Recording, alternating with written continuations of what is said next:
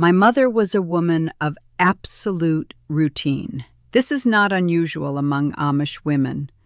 Routine is not merely habit in a community like ours. It is theology. It is the daily proof that you have submitted your life to something larger than your own preferences. You wake at the same hour. You pray at the same hour. You cook and clean and sew and preserve and pray again and sleep and wake and begin again. The sameness is not emptiness. It is the point. The sameness is how you demonstrate that your will has been placed beneath God's will and left there, quietly, without complaint, year after year, until the placing becomes so habitual you forget there was ever a will to place. My mother was better at this than almost anyone I knew. She moved through her days with a steadiness that I mistook for contentment for most of my childhood, and understood only later, much later, after I had left, and found language for things our community did not name, was closer to endurance. She was a woman who had decided very early what her life was going to be, and had then lived inside that decision with every tool available to her. She did not complain. She did not drift. She did not leave rooms half-finished or thoughts half-spoken. She was present, always, completely, in the way that sometimes looks like peace from the outside and is something else entirely from the inside. Except for one morning every year. Every year on the 14th of April, my mother was someone I did not recognize. Before I go any further, I want to stop and say something directly to you. More than 90% of the people watching this right now have not subscribed yet. And perhaps that would not matter so much if these were simply stories. But they are not simply stories. They are the rooms my mother kept locked. They are the mornings I watched her through a doorway and understood that I was seeing something I was not supposed to see. If something in what I am saying tonight is finding something in you that needed to be found, please subscribe before we continue. It is completely free. It means these truths keep being told. And while you are here, I want to ask you something. What is the one memory you find yourself returning to over and over again? Tell me in the comments. I read every single word you write, without exception. The first time I noticed it, I was 9 years old. I noticed it the way children notice things that adults believe they are successfully hiding, which is to say, completely and without the adult ever knowing. It was a Tuesday that year. I know it was a Tuesday because Tuesday was bread day in our house, and the kitchen always smelled of flour and the particular warm yeast smell that meant my mother had been up before light, getting the dough started. I came downstairs earlier than usual that morning because I had not slept well, and I wanted to be near my mother, the way children want to be near the warm center of things when they are unsettled. She was not in the kitchen. The bread was rising, covered in its cloth on the counter. The lamp was lit, but my mother was not there. I stood in the kitchen doorway for a moment, and then I heard something from the direction of the back door, and I went quietly through the kitchen, and I looked out through the small window beside the door, and I saw my mother standing at the far edge of the yard where the property met the tree line, where my father had built a small stone border along the fence years ago for reasons I had never known. She was burning something. She was standing very still with something in her hand, and she was holding it over the small iron bowl my father used for burning scraps of wood and paper when he cleared the workbench. The flame was small and contained. My mother watched it with an expression I had never seen on her face before, and have spent my entire adult life trying to describe accurately, and still cannot fully. It was not grief exactly. It was not anger. It was something that contained both of those things, and also something that was neither. Something that belonged to a version of my mother that existed in a place I had never been invited. She stood there until the paper was entirely gone. Then she stood a moment longer looking at the ash. Then she turned and walked back toward the house with her ordinary face back in place. The face I knew, the capable and steady face. And I moved away from the window and went back to the stairs and climbed them quietly, and got back into my bed, and lay there, listening to her come inside and begin the morning as if nothing had happened, as if she had simply stepped out for air. I said nothing. I was 9, and I understood without being told that I had seen something I was not meant to see. I watched for it the following year. I did not know I was going to watch for it until the days began to warm in March, and something in me started counting forward without quite meaning to. And on the 14th of April, I was awake before dawn, and I looked out my bedroom window, which faced the back of the property, and I watched my mother walk across the yard in the early gray light to the stone border at the tree line, and I watched her burn another letter. This happened every year for as long as I lived in that house. Every year on the 14th of April. Never any other day, never any other time. Always alone, always early. Before my father rose, before my brothers and sisters came downstairs. Always the same careful walk across the yard, and the same still posture at the fire bowl, and the same return with the ordinary face restored. I watched it from the window every year from the time I was 9 until I left the community at 22. 13 times I watched my mother burn a letter she did not know I knew existed. I never asked her. I want to explain why, because the answer is not simple. It is not that I was afraid of her. My mother was not a frightening woman. It is not that I lacked the opportunity. There were years, particularly in my late teenage years, when I was closer to my mother than I had ever been, when we talked in the evenings while we sewed, more openly than our community usually permitted between mothers and daughters, about things that mattered. I could have asked her. I chose not to. I chose not to because I understood, with the particular understanding that grows in children who watch adults carry heavy things, that the letter and the burning of it were the one place in my mother's life that belonged entirely to her, and I did not want to take that from her. I did not want to walk into the one room she had and turn on a light she had not chosen to turn on. My father's name was Abram. He was a good man by the measures our community used to measure goodness. He worked hard, he provided. He was not cruel.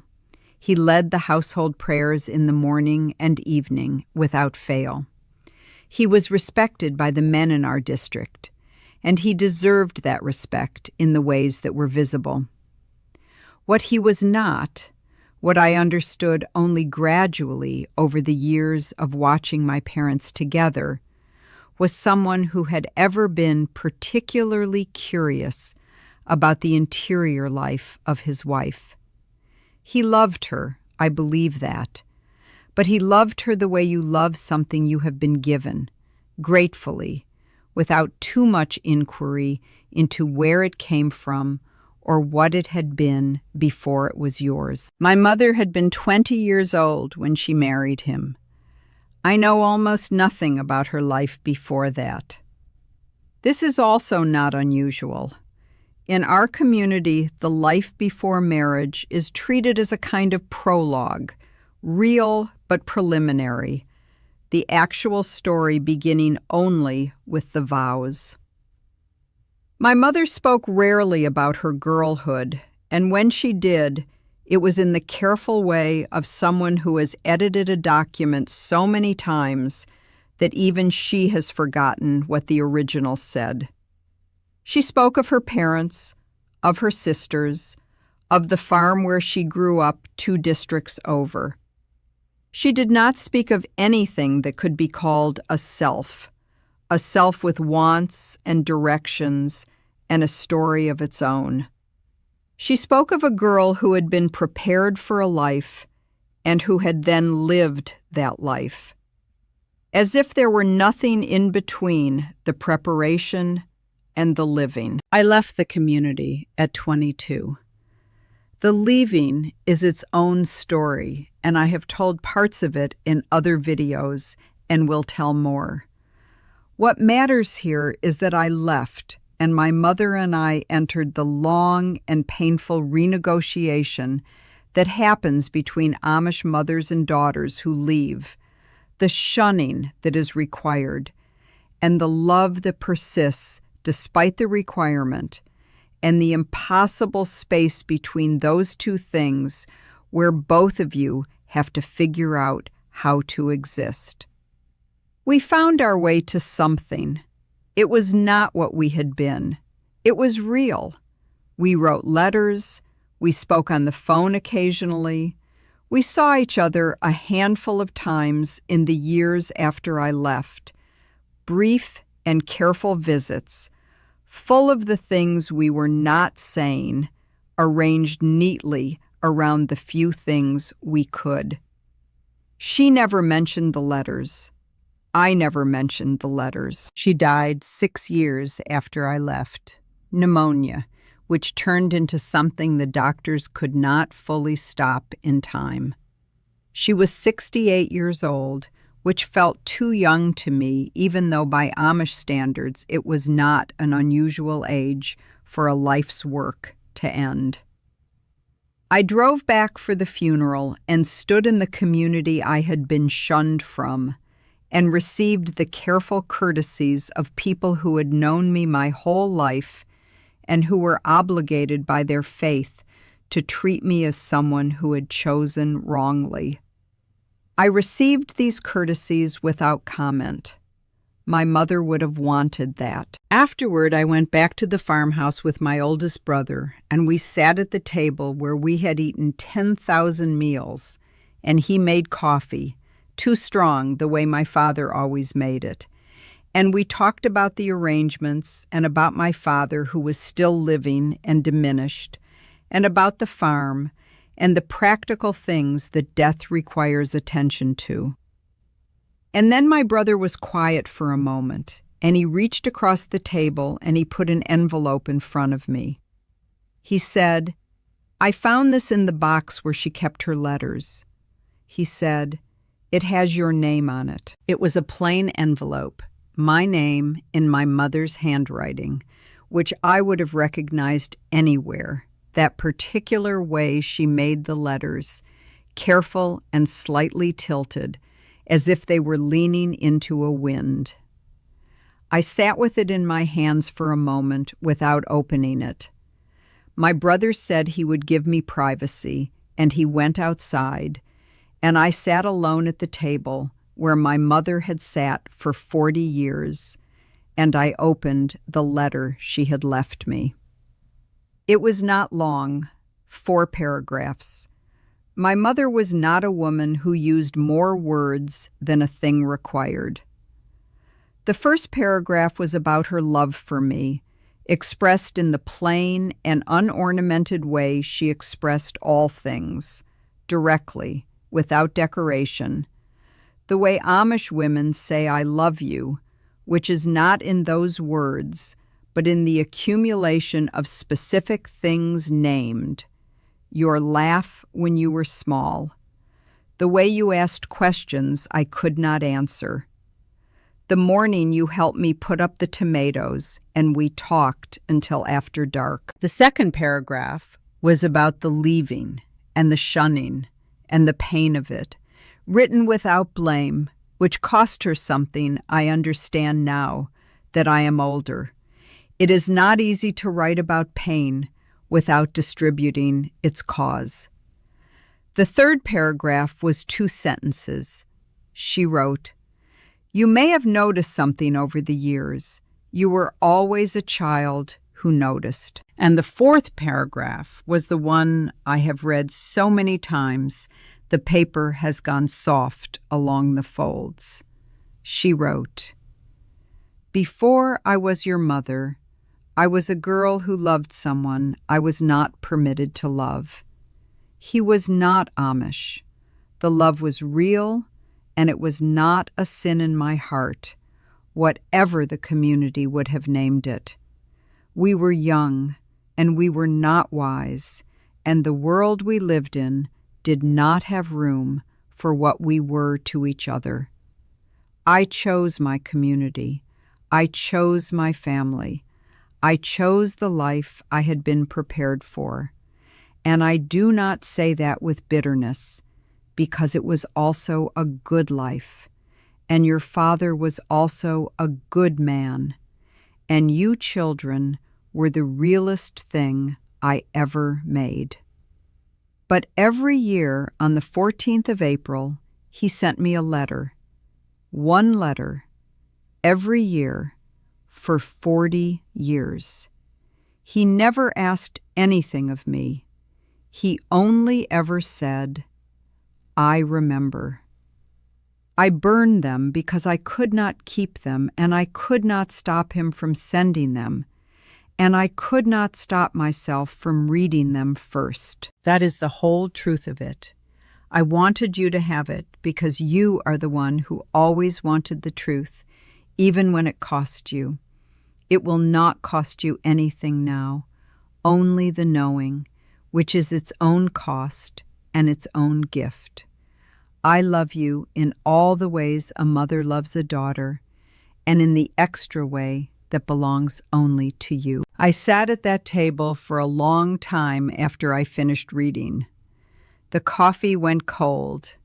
The light through the kitchen window moved across the floor, the way it had moved across that floor my entire childhood. I thought about 40 years of letters.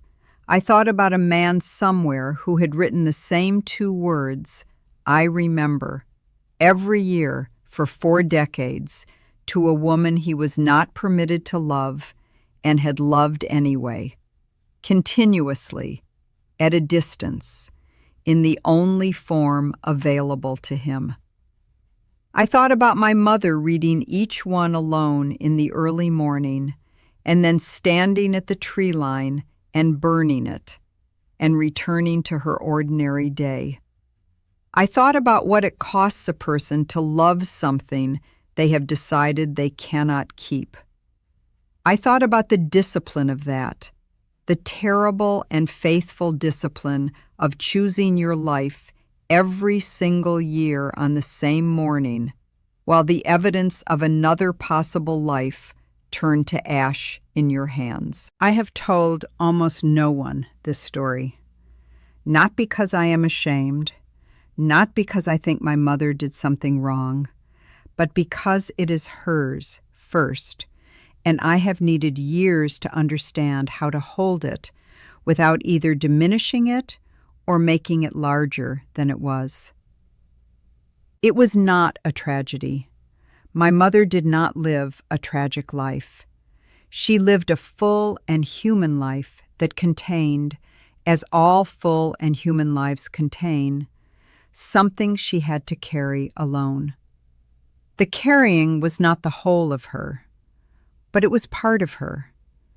And the part of her that burned those letters every April was also the part of her that wrote my name on an envelope and left it in a box for me to find.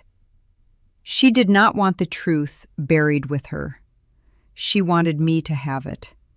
She trusted me with it the way she had trusted me, silently, my whole life, to be the child who watched and waited and did not break what she saw. If you grew up watching your mother carry something she never set down, I see you. If you have ever found a letter or a photograph or a name that opened a door in your understanding of someone you thought you knew completely, I see you. If you have ever loved something you were not permitted to keep and have found your own version of the fire bowl at the tree line, the place where you go to hold it and release it and return to your ordinary day, I see you. We do not always get the explanation while the person is still here to give it. Sometimes the truth arrives in a plain envelope on a kitchen table after the coffee has gone cold. Sometimes the knowing comes late, but it comes. And when it does, it is not only loss. It is also the gift she said it was. The whole truth of a person, finally, in your hands, weightless now, like ash, like something that has already finished burning and is ready at last to be carried somewhere the wind can take it. My mother burned every letter that arrived on the same date every year. She burned them so they could not be found. She left me the only one she could, the one she wrote herself, the one that said, I remember too. I remember who I was before I became everything else. I remember, and I wanted you to know that I remembered, because you are my daughter, and you deserved at least one truth told straight. She gave me that. In the end, she gave me that. Before you leave, I want to thank you for staying with me all the way to the end of this. I know there are millions of videos you could have watched tonight, and you spent this time here with my mother and her letters and the fire bowl at the tree line and the 40 years of a love she was not permitted to keep. That is not a small thing, and I do not take it for granted. But I want to be honest with you before you go. More than 90% of the people who watch these videos have still not subscribed. And if this story reached something in you tonight, if it reminded you of someone who carried something alone, someone who loved quietly and at a cost you only understood later, I hope you will subscribe before you close this. It is free, it takes 1 second, and it means these stories keep being told, the ones that live too long in ash and silence. Tell me in the comments what part of this stayed with you the longest. Tell me about the thing your mother carried, if you are ready to say it out loud. Or simply tell me you were here. I read every word, every single one. Until next time, remember this. The people who loved you in silence were still loving you, and the truth they left behind, however late it arrived, was always meant to find you.